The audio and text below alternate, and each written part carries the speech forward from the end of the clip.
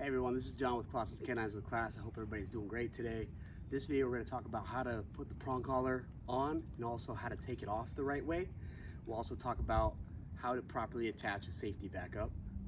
And lastly, we'll touch on proper fit of the prong collar and a little bit of application. I hope you guys enjoy this video. Alright guys, so first things first, how do we put this thing on the right way? A lot of people will tend to just make it really big, have a lot of links, and just slide it over the dog's head.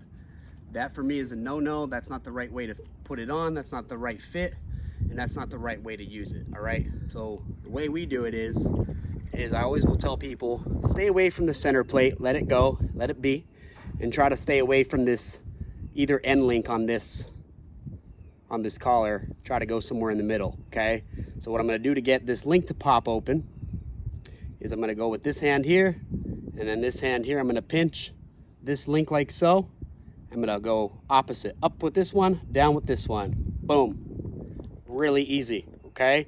And to put it in, it's the same way. I'm gonna pinch, and I'm gonna make sure that I get into both of these grooves, all right? I don't wanna just jam it in, so I'm gonna go in, pinch,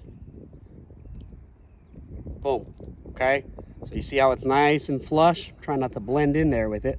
It's nice and flush.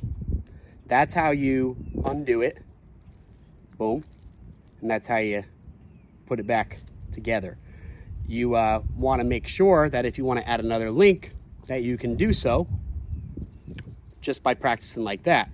Now, to go on to adding more links for the right size, which we'll get into more detail on sizing later, you want to keep your links on each side of this center plate, this side and this side, relatively even. You don't want to have 8 links on this side and 3 on this side, because then when you apply pressure later in time, it's going to be kind of lopsided and it's not going to be evenly distributed. All right, so this is how you take it on and off.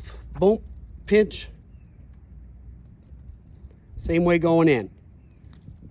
Okay, one last thing though, you don't want to just jam it either. If you don't pinch here and you just kind of try to jam it in like this, I see a lot of this stuff. This is a big safety risk. Okay, pretty easy obviously to come undone. So make sure you pinch and pop into those 2 grooves like so. It should look flush. So now I'm just going to go over how to apply a safety backup. So if this comes undone when it's on your dog and it's attached to the leash, they don't just run away. So this is option number 1. This is just a standard prong collar backup. Option 2, I'll show you how to use a carabiner. All right guys, just wanted to show you an easy configuration. Our leash, pretend that this is our leash, goes always to the swivel ring, and then I attach the one piece of the prong collar back up to the part of the leash here, and then lastly I connected it as well to his flat collar.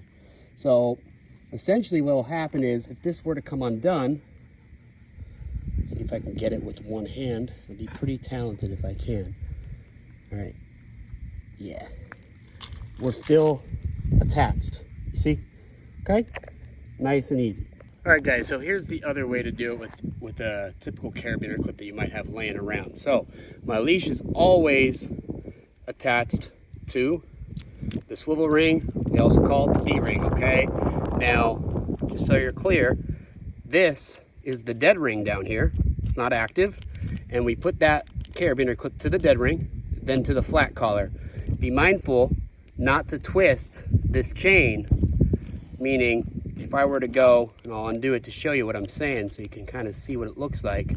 If I were to go like this and put this over the top, which a lot of people will do, and then all of a sudden I'm here, now I try to give a correction or give leash pressure and my chain is tangled. So we're not going to have effective communication. So make sure that you don't twist that chain. I'll show you again from scratch. Chris, you're being a good boy for me. Thank you. I'm going to untangle the chain. Okay. Boom. And boom. Now, the only fallout with this is I can't really put the carabiner on this part like I do with the prong collar back up. And if the leash comes unhooked, then the dog can still, you know, be loose. So that's the downfall of that. But the reason why I can't do that is because if I do, things will tend to get kind of stiff, and again, it'll kind of be almost like twisting the chain. I won't have effective communication, okay? So with a carabiner, it should be done this way. So since Brutus is already just hanging out, I just want to talk about sizing a little bit of the prong collar, right? So you'll hear some trainers say that it always needs to be up here, right behind the ears. You'll hear some trainers say they'd rather go lower and loose. It really depends though on the dog. If you go high and start high, that's the most sensitive part. So if you have a softer dog, that might be too much for them. So for me, I kind of like to start where he's at, maybe even a little looser, a little lower mid-neck, and gauge what their response is from there. I really only like to go high and tight if the dog is really, really strong and not sensitive to the pressure, okay?